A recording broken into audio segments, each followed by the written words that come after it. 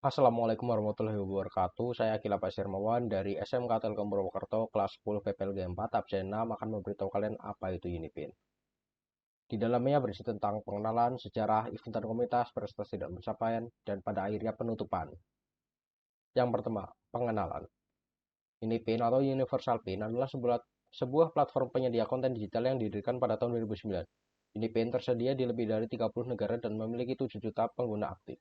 Jumlah transaksi harian tertinggi Unipin mencapai lebih dari 2.800.000 dan terhubung dengan 600.000 lebih jaringan distribusi. Unipin merupakan penyedia konten digital untuk beragam kebutuhan game online dan produk digital di seluruh dunia dengan beberapa channel dan metode pembayaran termasuk transfer bank, pulsa, e-wallet, e-commerce, jaringan minimarket, dan kartu kredit.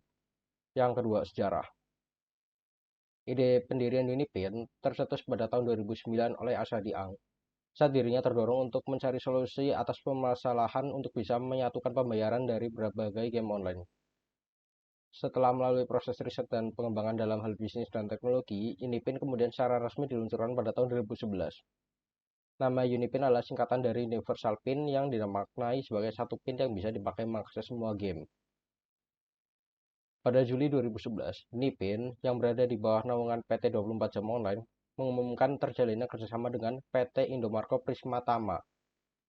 Pada akhir November 2012, Nipin juga mengumumkan peluncuran kerjasamanya bersama Lighthouse, penerbit game online seperti Ragnarok, Crossfire, Wuhan, dan lain-lain.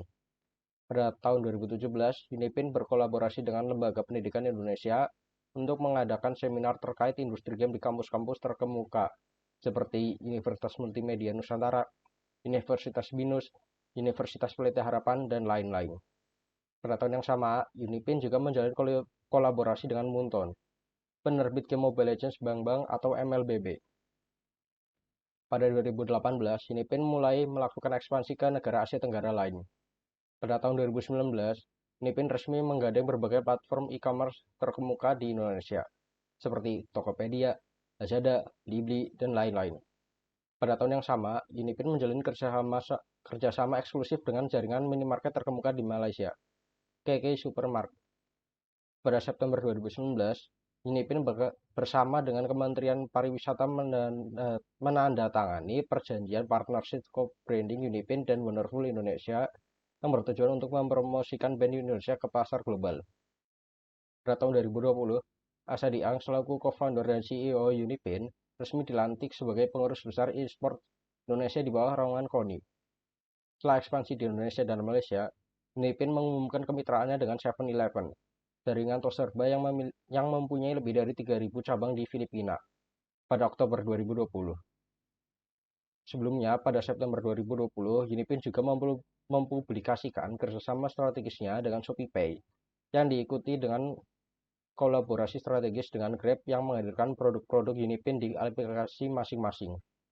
Yang ketiga, event dan komunitas. Dalam upaya untuk mendukung dan memvalidasi pergerakan e-sports di Indonesia, Unipin juga menyediakan beragam fasilitas untuk komunitas industri gaming dengan pembentukan Unipin Community atau disingkat dengan Unity, yang ditujukan untuk menggelar rangkaian event yang berhubungan dengan gaming dan industrinya. Pada tahun 2018, Unipin dan Indomaret bekerjasama mengadakan turnamen e-sport tahunan bernama Unipin Indomaret Championship atau yang bisa disingkat dengan UIC, yang mempertandingkan Free Fire. Pada awalnya, UIC diadakan di 13 kota besar di Indonesia. Namun, pada 2019, UIC merambah ke 24 kota di tanah air. Unipin Esports juga menyelenggarakan salah satu turnamen esports terbesar di Asia Tenggara yang bernama Southeast Asia Cyber Arena atau disingkat dengan SICA. Dihadiri lebih dari 20.000 pengunjung di tahun 2018 dan 21.000 pada 2019. Ratusan pemain dari berbagai negara di Asia Tenggara berpartisipasi untuk memenangkan game esports seperti PUBG Online, Free Fire, Tekken 7, Dota 2, dan CES Rush. Turnamen ini juga mendapatkan banyak dukungan dari komunitas esports, pemerintah, media, dan akademisi. Unipin juga rutin menggelar berbagai turnamen offline dan online. Selain SICA, Unipin berhasil mengumpulkan 200 gamers di ajang Unipin Charity Championship yang digelar pada 4 April 2020 untuk menggalang dana bagi para tenaga medis yang berjuang mengatasi coronavirus. Memasuki tahun 2021, Unipin telah mengadakan beberapa turnamen e-sports. Salah satunya pada bulan Mei, Nipin mengusung dan meluncurkan Ladies Series Championship, turnamen Mobile Legends Bang Bang atau MLBB khusus perempuan terbesar di Indonesia. Selanjutnya ada prestasi dan pencapaian. Setelah sukses menggandeng jaringan minimarket terbesar di Indonesia pada 2011, Nipin meraih monthly active user atau MAU lebih dari 2 juta di tahun 2014. Nipin juga mendapatkan penghargaan dari Kotak Game Award sebagai payment gateway terfavorit Indonesia tahun 2014, 2015, 2016, dan 2017, dan sebagai payment gateway game terbesar dan terfavorit di Indonesia dalam penganugerahan rekor bisnis atau REBI 2016 yang diselenggarakan oleh Terra Foundation dan Koran Sindo.